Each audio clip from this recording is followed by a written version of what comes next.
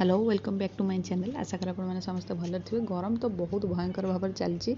तो आपण मानक समस्त को हापी पणा संक्रांति एंड रामनवमी।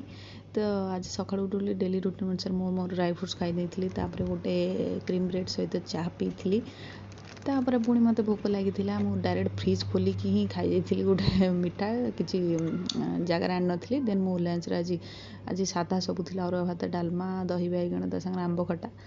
देन मु आज जेहेतु पणा संक्रांति थी शोक उठला 4टा-5टा बेले शायद मु बेल पणा पीती। तापर सन्धार बरा आउ दुटा मिठा खाई। देन मु रात आज खाली रुटी को खीरी खाई। तापर गोटे चॉकलेट को मुझे खंडिया कली हेले खाई पाइलिनी टिके खाइली। तो देन तापर आइसक्रीम को पानी करी पीली ता सांगरे मो टिके जूस थिला ऑरेंज रो। एति थिला आज मिनी ब्लॉग। जदि वीडियो भल लगते चैनल को सब्सक्राइब करने रही। जय जगन्नाथ। Thank you.